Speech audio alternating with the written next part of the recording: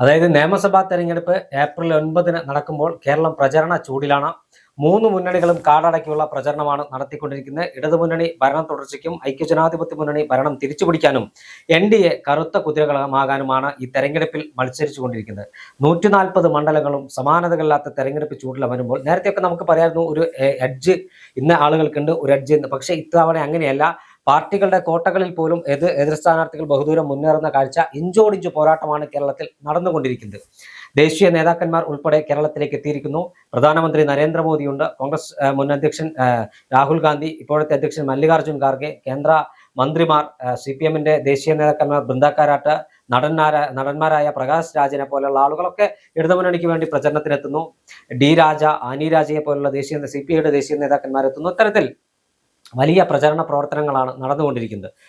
ഈ തെരഞ്ഞെടുപ്പ് ഐക്യജനാധിപത്യ മുന്നണിക്ക് ഒരു നിർണായകമായ തെരഞ്ഞെടുപ്പല്ലേ? തീർച്ചയായും ഐക്യജനാധിപത്യ മുന്നണിയെ സംബന്ധിച്ചിടത്തോളം ഈ തെരഞ്ഞെടുപ്പ് എന്ന് പറയുന്നത് നിർണായകം തന്നെയാണ്. ഒരു ഡു ഓർ ഡൈ തെരഞ്ഞെടുപ്പാണ് UDF-നെ സംബന്ധിച്ച്. നമുക്കറിയാം, കഴിഞ്ഞ 10 വർഷമായി പ്രതിപക്ഷത്താണ്. ഇനി 5 വർഷം കൂടി പ്രതിപക്ഷത്തിരിക്കേണ്ട ഒരു സാഹചര്യം വന്നാൽ പാർട്ടി ഏത് അവസ്ഥയിലേക്ക് പോകും എന്നുള്ള ഒരു ചോദ്യമുണ്ട്. പിന്നെ ഏത് വിധേനയും തിരിച്ചു പിടിക്കുക അല്ലെങ്കിൽ അധികാരത്തിൽ എത്തുക എന്നുള്ളത് തന്നെയാണ് ഐക്യജനാധിപത്യ മുന്നണിയുടെ ലക്ഷ്യം ഈ തെരഞ്ഞെടുപ്പിലുള്ളത്. മറിച്ച് എനിക്ക് തോന്നുന്നു ഐക്യജനാധിപത്യ മുന്നണിക്ക് മാത്രമല്ല, ഇടതുമുന്നണിയെ സംബന്ധിച്ചും ഇത് ഒരു ഡു ഓർ ഡൈ തെരഞ്ഞെടുപ്പ് തന്നെയാണ്. കഴിഞ്ഞ 10 വർഷമായി അധികാരത്തിലിരിക്കുന്നു. കേരളത്തിൽ കൂടി അധികാരം നഷ്ടപ്പെട്ടാൽ ഇടതുമുന്നണി എന്തായി തീരുമെന്നൊരു ചോദ്യമുണ്ട്. അല്ലെങ്കിൽ ആ പാർട്ടി തന്നെ ഇല്ലാതാകുമോ എന്നുള്ള ഒരു ആശങ്കയുണ്ട്. ആ ഒരു സാഹചര്യത്തിലാണ് ഒരു തെരഞ്ഞെടുപ്പ് നിൽക്കുന്നത്. ഈ തെരഞ്ഞെടുപ്പിൽ പരാജയപ്പെടുന്ന പാർട്ടി അല്ലെങ്കിൽ പ്രതിപക്ഷത്ത് പോകുന്ന പാർട്ടി എന്തായാലും എനിക്ക് തോന്നുന്നില്ല BJP ഒരു മുഖ്യ പ്രതിപക്ഷ പാർട്ടിയെ വരുമെന്നുള്ള കാര്യം എന്നെനിക്ക് തോന്നുന്നില്ല. അതുകൊണ്ട് തന്നെ ഇടതുമുന്നണിയും UDF-ഉം എടുത്താൽ അല്ലെങ്കിൽ LDF-ഉം UDF-ഉം എടുത്താൽ ആരാണോ പരാജയപ്പെടുന്നത് ആ പാർട്ടി ഏകദേശം കേരളത്തിൽ തീർന്ന ഒരവസ്ഥയാകും. അല്ലെങ്കിൽ ആ പാർട്ടി പിന്നീട് കേരളത്തിൽ തിരിച്ചു വരിക എന്ന് പറയുന്നത് വളരെ ബുദ്ധിമുട്ടുള്ള കാര്യമാണ്. അതുകൊണ്ട് തന്നെ അല്ലെങ്കിൽ 3 മുന്നണികളും സ്ഥാനാർത്ഥികളെ പ്രഖ്യാപിച്ചിരിക്കുന്ന അത്രത്തോളം ശ്രദ്ധിച്ചാണെന്ന് വേണമെങ്കിൽ പറയേണ്ടി വരും. പല കോട്ടകൾ നമ്മൾ കണ്ടതാണ്. തദ്ദേശ ഭരണ സ്ഥാപനങ്ങളിലേക്ക് നടന്ന തെരഞ്ഞെടുപ്പിൽ പല കോട്ടകളും തകരുന്നതും പൊളിയുന്നതൊക്കെ നമ്മൾ കണ്ടതാണ്. ഈ പറയുന്ന പോലെ CPM BJP അന്തർധാര ഉണ്ടോ എന്ന് എനിക്ക് തോന്നുന്നു ഒരു പക്ഷെ അത് ക്ലിയർ ആവുന്നത് തെരഞ്ഞെടുപ്പ് കഴിയുമ്പോഴായിരിക്കും. ഞാൻ പറയുന്നു, BJPക്ക് എവിടെയെങ്കിലും ഒരു സീറ്റ് വിജയിക്കാൻ കഴിഞ്ഞാൽ, കേരളത്തിൽ ഒരു താമര വിരിയിക്കാൻ ഏതെങ്കിലും ഒരു നിയോജക മണ്ഡലത്തിൽ കഴിഞ്ഞാൽ അത് CPM BJP അന്തർധാരയുടെ അടിസ്ഥാനത്തിലാണെന്ന് വിശ്വസിക്കേണ്ട തരത്തിലേക്ക് കാര്യങ്ങൾ കൊണ്ടെത്തിക്കും എന്നാണ് എനിക്ക് തോന്നുന്നത്. അതുകൊണ്ട് തന്നെ ഈ തെരഞ്ഞെടുപ്പ് എന്ന് പറയുന്നത് LDF-നെയും BJP വലിയ പ്രതീക്ഷ അല്ലെങ്കിൽ BJP അധികാരത്തിലെത്താമെന്നോ മുഖ്യ പ്രതിപക്ഷമാകാമെന്നോ ഈ തെരഞ്ഞെടുപ്പിൽ അങ്ങനെ ഒരു ലക്ഷ്യം അവർക്കില്ല. സീറ്റുകൾ നേടുക എന്നുള്ളത് മാത്രമാണ് അവർ പറയുന്നത്. അപ്പൊ LDF-നെയും UDF-നെയും സംബന്ധിച്ചിടത്തോളം ഈ തെരഞ്ഞെടുപ്പ് എന്ന് പറയുന്നത് ഒരു ഡു ഓർ ഡൈ തെരഞ്ഞെടുപ്പ് തന്നെയാണ്. എങ്ങനെയും അധികാരം പിടിക്കുക എന്ന് പ്രതിപക്ഷത്തിരിക്കുന്ന കോൺഗ്രസിന് അല്ലെങ്കിൽ UDF-നും എങ്ങനെയും മൂന്നാമതും അധികാര തുടർച്ച അല്ലെങ്കിൽ മൂന്നാമതും അധികാരത്തിലെത്തുക എന്ന് തന്നെയാണ് LDF-ന്റെയും ലക്ഷ്യം. അതുകൊണ്ട് ഈ തെരഞ്ഞെടുപ്പ് എന്ന് പറയുന്നത് കേരള രാഷ്ട്രീയത്തെ സംബന്ധിച്ചിടത്തോളം ഏറ്റവും പ്രധാനപ്പെട്ട ഒരു തെരഞ്ഞെടുപ്പായി തന്നെ കാണേണ്ടി വരും. നേമം പോലുള്ള ഒരു മണ്ഡലത്തിൽ BJPക്ക് എളുപ്പത്തിൽ ജയിച്ചു കയറാൻ കഴിയുന്ന ഒരു മണ്ഡലമാണ് എന്ന കാര്യത്തിൽ ഒരു തർക്കവുമില്ല. അവിടെ BJPക്ക് ജയിക്കാൻ ആരുടെയും പിന്തുണ വേണ്ട. പക്ഷെ അവിടെ കോൺഗ്രസിന്റെ വോട്ടുകൾ ബ്ലോക്കായി കോൺഗ്രസ് കഴിഞ്ഞ തവണ കെ മുരളീധരനെ ഇറക്കി നടത്തിയ പരീക്ഷണം പോലെ ഇത്തവണ ശബരിനാഥ് പിടിക്കുന്ന വോട്ടുകൾ BJPയുടെ ജയത്തിൽ നിർണായകമാകുമെന്ന കാര്യത്തിൽ തർക്കമില്ല. കെ മുരളീധരൻ പിടിച്ചതുപോലെ ശബരി വോട്ടുകൾ പിടിക്കുകയാണെങ്കിൽ, ബൾക്കായി ശബരിക്ക് വോട്ടുകൾ പിടിക്കാൻ കഴിഞ്ഞാൽ, ശബരി വിജയിക്കുന്നതും പരാജയപ്പെടുന്നതും പിന്നെയുള്ള കാര്യമാണ്. ശബരിക്ക് വോട്ടുകൾ പിടിക്കാൻ കഴിഞ്ഞാൽ വീണ്ടും നേമത്ത് താമര വിധിയില്ല എന്നൊരവസ്ഥ വരില്ലേ? തീർച്ചയായും. പക്ഷേ അവിടെ ശബരിക്ക് വോട്ട് പിടിക്കാൻ കഴിഞ്ഞില്ലെങ്കിൽ അവിടെ ജയിക്കാൻ പോകുന്നത് BJP ആണ് എന്ന കാര്യത്തിൽ ഒരു തർക്കവുമില്ല. അത്തരത്തിൽ BJPക്ക് ജയിക്കാൻ കഴിയുന്ന മണ്ഡലമാണ് പാലക്കാട് മണ്ഡലം. പാലക്കാട് ഒരു രാഷ്ട്രീയ പോരാട്ടത്തിന് കരുത്തുണ്ടായിരുന്നു, അല്ലെങ്കിൽ പൂർണ്ണമായും രാഷ്ട്രീയ പോരാട്ടത്തിലേക്ക് പാലക്കാട് എത്തിയിട്ടില്ല എന്നതൊരു യാഥാർത്ഥ്യമാണ്. പിന്നെ BJPക്ക് സ്വാധീനമുള്ള ഒരു മണ്ഡലം മഞ്ചേശ്വരമാണ്. മഞ്ചേശ്വരത്ത് ശക്തമായ മത്സരമാണ് നടക്കുന്നത്. UDF-ഉം NDA-യും തമ്മിലുള്ള ശക്തമായ മത്സരം. 2 മികച്ച സ്ഥാനാർത്ഥികളാണ് ഇരു മുന്നണികൾക്കും വേണ്ടി രംഗത്തിറങ്ങിയിരിക്കുന്നത്. കാസർഗോഡ് മണ്ഡലം നേരത്തെ BJP 2ാം സ്ഥാനത്തെത്തിയ, കാലങ്ങളായി BJP 2ാം സ്ഥാനത്തുള്ള മണ്ഡലമാണ്. അവിടെ ഇത്തവണ ഒരു മാറ്റം വരുന്നത് എന്താണെന്ന് വെച്ചാൽ ഇടതുമുന്നണിക്ക് വേണ്ടി മത്സര രംഗത്തിറങ്ങിയിരിക്കുന്നത് മുൻ കോൺഗ്രസ് നേതാവ് ഷാനവാസ് പാദൂർ, യൂത്ത് കോൺഗ്രസിന്റെ നേതാവ് ഷാനവാസ് ആണ്. അദ്ദേഹത്തിന് മണ്ഡലത്തിൽ വളരെ വലിയ വ്യക്തിബന്ധമാണുള്ളത്. ഷാനവാസ് വന്നതോടുകൂടി BJPക്ക് അവിടെ ജയിക്കാനുള്ള ഒരു സാധ്യതയുണ്ട്. കാരണം കുറെ വോട്ടുകൾ, UDF വോട്ടുകൾ ഏതെങ്കിലും തരത്തിൽ ഷാനവാസ് പിടിക്കുകയാണെങ്കിൽ അത് BJP സ്ഥാനാർത്ഥി അശ്വനിക്ക് ഗുണകരമായി മാറുമെന്ന കാര്യത്തിൽ ഒരു തർക്കവുമില്ല. മറ്റൊരു മണ്ഡലം തിരുവനന്തപുരം സെൻട്രലാണ്. BJP കഴിഞ്ഞ തവണ 2ാം സ്ഥാനത്തെത്തിയ മണ്ഡലമാണ്. വട്ടിയൂർക്കാവ് BJP രണ്ടാം സ്ഥാനത്തെത്തി. അവിടങ്ങളിലൊക്കെ നല്ല മത്സരം നടക്കുന്നു എന്നത് യാഥാർത്ഥ്യമാണ്. പക്ഷേ ഇടതുമുന്നണിയും UDF-ഉം തമ്മിലുള്ള നേർക്കുനേർ പോരാട്ടമാണ് കേരളത്തിൽ നടക്കുന്നത് എന്ന കാര്യത്തിൽ ഒരു തർക്കവുമില്ല. ആ പോരാട്ടത്തിനകത്ത് ഐക്യജനാധിപത്യ മുന്നണിക്ക് വിജയിക്കാനുള്ള ഒരുപാട് കാരണങ്ങളുണ്ട്. ഒന്ന്, സംസ്ഥാന സർക്കാരിനെതിരായ വിധിയെഴുത്ത് ഈ തെരഞ്ഞെടുപ്പിൽ ഉണ്ടാകുമെന്നാണ് കോൺഗ്രസ് നേതാക്കന്മാർ പറയുന്നത്. 10 വർഷമായി കേരളം ഭരിച്ചുകൊണ്ടിരിക്കുന്ന സംസ്ഥാന സർക്കാർ, സമഗ്ര മേഖലയിലും പരാജയമാറിയ ഒരു സർക്കാർ, ആ പരാജയപ്പെട്ട സർക്കാരിനെ വീണ്ടും അധികാരത്തിൽ ഏറ്റില്ല എന്നാണ് കോൺഗ്രസിന്റെയും UDF നേതാക്കന്മാരുടെയും അവകാശവാദം. എന്നാൽ 10 വർഷം കേരളത്തിൽ വികസന കുതിപ്പിന് തുടർച്ചയേകാൻ ഇത്തവണ ഇടതുമുന്നണിയെ വിജയിപ്പിക്കണമെന്നാണ് LDF-ന്റെ മുദ്രാവാക്യം. അതോടൊപ്പം തന്നെ ഇടതുമുന്നണി പറയുന്നു, കഴിഞ്ഞ 10 വർഷക്കാലം കേരളത്തിൽ പവർ കട്ട് ഇല്ലാത്ത 10 വർഷമാണ്.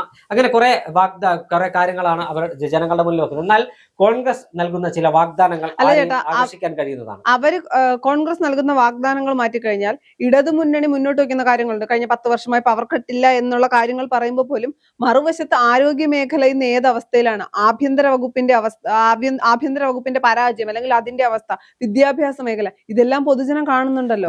ഇതെല്ലാം പ്രതിപക്ഷം ചർച്ചയാക്കേണ്ടതാണ്. പക്ഷേ തെരഞ്ഞെടുപ്പ് ചൂട് അതിന്റെ ആയപ്പോഴും കേരളത്തിൽ ഇതെല്ലാം പൂർണ്ണമായും ചർച്ചയിലേക്ക് എത്തിയിട്ടുണ്ടോ എന്ന കാര്യം സംശയമാണ്. ഇപ്പോഴും ഒരു ഡീലിൽ തട്ടിയാണ് കേരളത്തിലെ രാഷ്ട്രീയ വാദപ്രതിവാദങ്ങൾ മുന്നോട്ട് പോകുന്നത്. പിന്നെ എനിക്ക് തോന്നുന്നു ഒരു പരിധി വരെ കോൺഗ്രസ് മുന്നോട്ട് വെച്ചിരിക്കുന്ന ഇന്ദിരാ ഗ്യാരണ്ടിയും കോൺഗ്രസും UDF ഉയർത്തിക്കാട്ടുന്നുണ്ട്. ഈ സർക്കാരിനെതിരായ കാര്യങ്ങൾ ചേട്ടൻ പറഞ്ഞതുപോലെ വേണ്ട വിധത്തിൽ ചർച്ച ചെയ്യപ്പെടുന്നില്ല. ഡീലും ഇന്ദിരാ ഗ്യാരണ്ടിയുമാണ് പ്രതിപക്ഷം അല്ലെങ്കിൽ കോൺഗ്രസ് UDF ഉയർത്തിക്കാട്ടിക്കൊണ്ടിരിക്കുന്നത്. തീർച്ചയായും ഡീലിന് ആരോപണങ്ങൾക്ക് പ്രത്യാരോപണങ്ങൾ ഉണ്ടാകുന്നത് കൊണ്ട് തന്നെ ആ വിഷയത്തിലാണ് കേരള രാഷ്ട്രീയം ഇപ്പോൾ തൂങ്ങി നിൽക്കുന്നത്.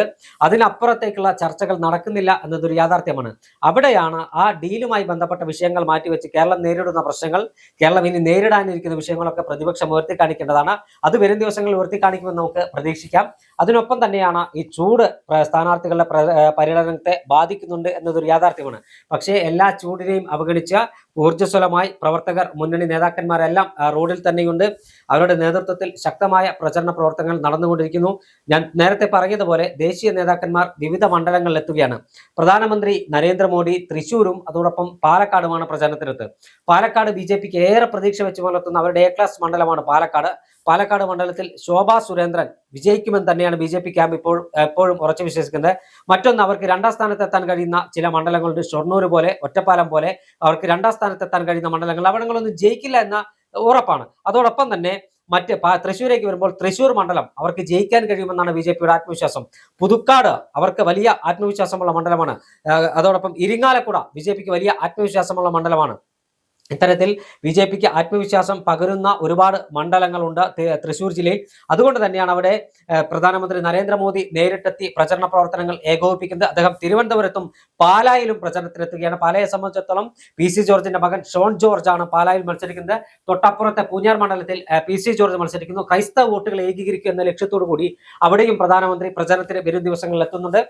അതിനപ്പുറം രാഹുൽ ഗാന്ധി കോൺഗ്രസിന് വേണ്ടി പ്രചരണത്തിന്റെ ചുക്കാൻ പിടിച്ച് അദ്ദേഹം എത്തുന്നു. കോൺഗ്രസ് അധ്യക്ഷൻ മല്ലികാർജുൻ ഖാർഗെ കഴിഞ്ഞ ആഴ്ച കോഴിക്കോട് കടപ്പുറത്ത് വലിയ സമ്മേളനത്തെ അഭിസംബോധന സംസാരിച്ചു. സച്ചിൻ പൈലറ്റ് കേരളത്തിൽ തന്നെയുണ്ട്, KJ ജോർജ് കേരളത്തിലുണ്ട്, NA ഹാരിസ് കേരളത്തിലുണ്ട്. അത്തരത്തിൽ കർണാടകയിലെ മന്ത്രിമാരെല്ലാം, ഭൂരിഭാഗം മന്ത്രിമാരും കേരളത്തിൽ തന്നെ തമ്പടിച്ച് പ്രചരണ പ്രവർത്തനങ്ങൾ ഏകോപിപ്പിക്കുന്നു. കനയ്യകുമാർ ബീഹാറിൽ നിന്നുള്ള കോൺഗ്രസിന്റെ യുവ നേതാവാണ്, അദ്ദേഹം കേരളത്തിലുണ്ട്. രാജസ്ഥാനിലെ, ഞാൻ നേരത്തെ പറഞ്ഞ രാജസ്ഥാനിലെ കോൺഗ്രസിന്റെ സമൃദ്ധനായ നേതാവ് സച്ചിൻ പൈലറ്റ് എല്ലാ ജില്ലകളിലും എത്തുന്നുണ്ട്. ദീപാദാസ് മുൻഷി കേരളത്തിൽ അങ്ങോളം ഇങ്ങോളം അവർ ഓടി നടന്ന് പ്രചരണ പ്രവർത്തനങ്ങൾ ഏകോപിപ്പിക്കുന്നു. മുംബൈയിൽ നിന്നുള്ള കോൺഗ്രസിന്റെ യുവ നേതാവ് സൂരജ് ഠാക്കൂർ കേരളത്തിലെ പല ജില്ലകളിലും പര്യടനത്തിനായി എത്തുന്നു. ഇത്തരത്തിൽ കോൺഗ്രസിന്റെ ദേശീയ നേതാക്കന്മാരെല്ലാം എത്തുന്നു. CPM-ന് വേണ്ടി ബൃന്ദ കാരാട്ട് പ്രചരണ പ്രവർത്തനങ്ങൾക്ക് എത്തുന്നു. പ്രകാശ് കാരാട്ട് വരുന്നു. അത്തരത്തിൽ CPM-ന്റെ നേതാക്കന്മാർ, നടന്മാരായ പ്രകാശ് രാജ് വരും ദിവസങ്ങളിൽ CPM-നും മുഖ്യമന്ത്രിക്കും വോട്ടഭ്യർത്ഥിക്കാൻ കേരളത്തിലേക്ക് എത്തുകയാണ്. ഇത്തരത്തിൽ ആനി രാജ CPI-യുടെ വനിതാ നേതാവാണ്, ദേശീയ നേതാവാണ്. D രാജ കേരളത്തിൽ പ്രചരണത്തിനെത്തുന്നു.